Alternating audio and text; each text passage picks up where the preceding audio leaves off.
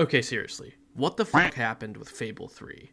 Now, if you guys remember back to the ancient days of the early 2010s, I'm sure you remember the Fable series. Fable 2, one of my favorite games ever, came out in 2008 and was shortly followed up by its sequel Fable 3 in 2010. And Fable 3 was received with incredibly mixed feelings from all angles, some saying it's a great sequel and others saying it's a rushed, oversimplified piece of crap. As a diehard fan of this series, I can confidently say this game leaves me with mixed feelings. I understand both sides of the argument over the game and I wanted to revisit it. So I'm making this video right after finishing Fable 3, so the game is fresh in my mind for better or for worse. So let's talk about the good, the bad, and how it feels to play Fable 3 in 2023. Let's start with the bad. Now, there are a few key points that Fable 3 haters, let's call them, like to harp on, and to be honest, they have a good point with all of these claims. Starting off, for 2010, the graphics were pretty mid. Now, looking at it in 2023, that doesn't really mean anything, but at the time of release, a lot of people didn't like the graphics and didn't think they were as good as they could have been for a 2010 release of this hype. This is accompanied with many promises that the game developer, Peter Molyneux, promised and never delivered on, much like Fable 2, which he did apologize for later. Now, again, I'm playing this game in 2023, so both of these points don't really matter much, but I just wanted to say it because it was a big deal for gamers in 2010. Okay, so for playing this in 2023, I have three key aspects that really grinded my gears about this game. Number one, the voice acting. This is a completely personal preference, but I hate the switch to having a voice protagonist. I feel the same way about Fallout 4 versus New Vegas or Fallout 3.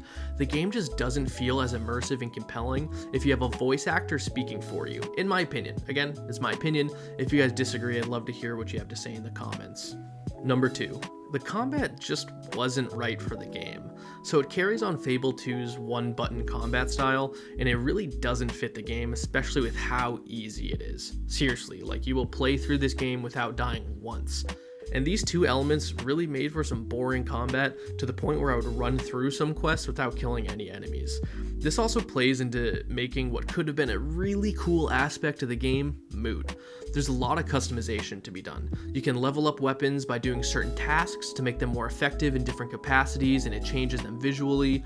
But because the game is so dang easy, there's no reason to. I actually completed my playthrough with a starting sword because it really felt like there was no reason for me to go out of my way to upgrade weapons because it was so easy. Number three, the Sanctuary, the fucking Sanctuary. Holy shit. I hate the Sanctuary. The devs decided to get rid of almost all of the menus in the game and replace it with essentially a hub that you have to teleport to every time you want to change settings, equip a weapon, change clothes, or anything. This is one change that probably irritated me more than anything, because every time I had to go to the Sanctuary, I feel like I was being taken out of the game for no real reason. Okay, so that's the bad. How about the good? Well, the game does have one big saving grace for it, kind of. The story. And spoilers from here on out, there's no real way to avoid spoilers here with what I'm about to say, so just be warned. The story for Fable 3 starts great. You're a young prince, the son of your character from Fable 2, and you start a revolution to overthrow your brother who rules Albion with an iron fist. The game has you help various groups in Albion to gain their support before a siege on the castle to take the throne. After you become king, the game becomes a really interesting style of game where you have to manage the kingdom's wealth and decide on what happens at Albion. Like, do you build a school for children and it costs a significant amount of money, or do you bring back child labor and raise more funds for the kingdom? It's very unique, and more on that in a minute. Now, yeah, Fable 3 by all means has a compelling story for, well, most of the game. The twist in the game becomes really awkward when you find the motivation behind your brother's evil doings is because a mysterious dark evil is coming to attack Albion. Personally, this almost ruins the game for me. It just feels so weird to throw a wrench of generic evil shadow guys coming to kill you in the machine of a great revolution storyline. To add a kicker though, the final fight through Bowerstone is fun, but the final boss is just a possessed version of your friend Walter, no big baddie with interesting mechanics to fight, and it really just honestly felt like a cop-out to me, and like I said before, it's incredibly easy. Oh, and one more thing about the story. As you're making royal decree to save or spend money in preparation for the incoming invasion, there just isn't enough time or warning. I got f***ed over by the game for it skipping from 121 days until the battle till it happening that moment. A few moments later.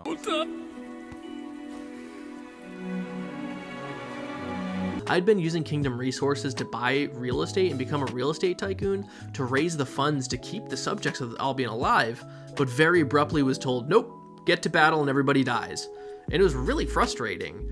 Though as a side note on that, it does make having extreme wealth useful in the end, whereas in Fable 2, it really didn't feel like there's a big payoff for becoming the owner of all the real estate in Albion, other than buying a million gold castle, which I did end up doing. So, is Fable 3 worth playing in 2023? I would say yeah, sure. I enjoyed playing the game and didn't get bored playing it too often, though the drawbacks are felt consistently while playing. Like Fable 2, there are a lot of extra activities for the completionists out there, like getting silver keys, demon doors, all that fun stuff, which is a plus. For a fantasy RPG from 2010, it does hold up okay-ish. I may replay it again, making some different decisions and see what the outcome of the game is, though I can't really see myself playing it beyond that. A good note to end on for the game, though, is that it really does feel like its own game. Some of the mechanics, especially like the ruling of the kingdom, are very unique and enjoyable, and while I do have some personal gripes with the execution, they're a really cool concept. Thank you guys for watching. Your support is really greatly appreciated. Just make sure to like the video, comment, subscribe. I do read every comment. I love getting back to you guys, and I'll see you guys in the next video.